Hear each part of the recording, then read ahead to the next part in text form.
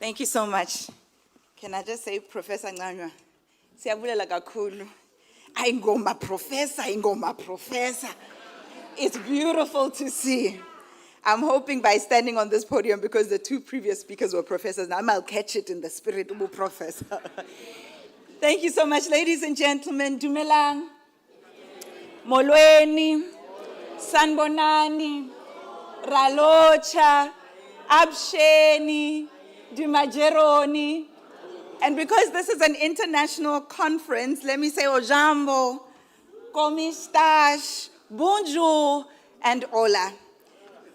It is a privilege and an honor for me to introduce our guest speaker. We have, I think, each and every one of us been given this particular document that our program organizers have gone to great lengths to put together. And in there you can find the professional biography of the guest speaker. So I do not want to regurgitate what's already there, and I know we have academics in the room. They would have done their due diligence, and if not already, will do so this evening, and you'll be able to bring yourself up to speed with the caliber of individual that I'm about to introduce. So I do not want to go through what's already there and that you can also Google. Instead, I'm going to use the pragmatism as a research methodology to introduce our speaker. And we know that this dictates that every single bit of learning that we have must have practical application. I'm going to tell you about the practical application of the learnings of this man.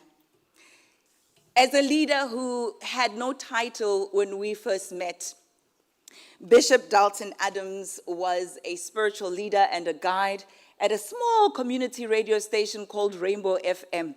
This was a long time ago, and I won't reveal my age, but I can tell you with confidence that I was a little girl who looked at a man who took so many young people under his wing. I'm not the only one. Young boys, young girls, he showed us the way. He showed us that you can be a community leader and that the relevance of your faith must be to serve humanity. He taught us about good governance. He taught us about ethical leadership.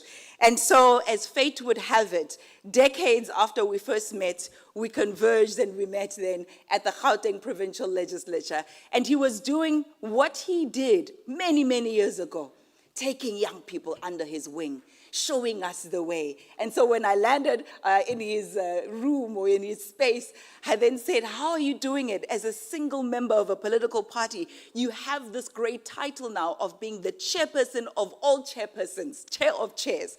How are you doing it now, being a leader still in the community and in the church? And he gave us this practical guides and the practical steps.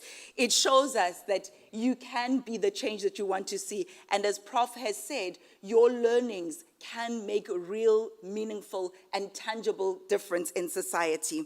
And so, ladies and gentlemen, without wasting time, I'm going to read a short little excerpt that describes the man you're going to hear from today. Allow me to borrow from Dr. Martin Luther King Jr., who says, "We are now faced with the fact that tomorrow is today.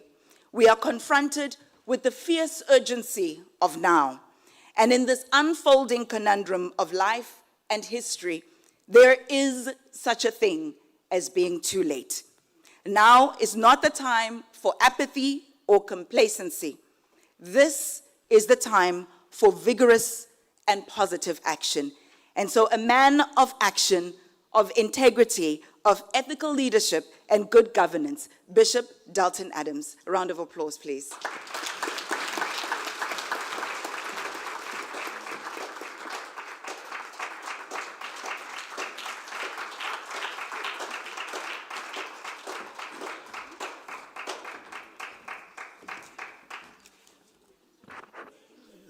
The first feeling that I get is one of being humbled at such an introduction from the caliber of a leader, an up-and-coming leader in South Africa. You will hear much more about her.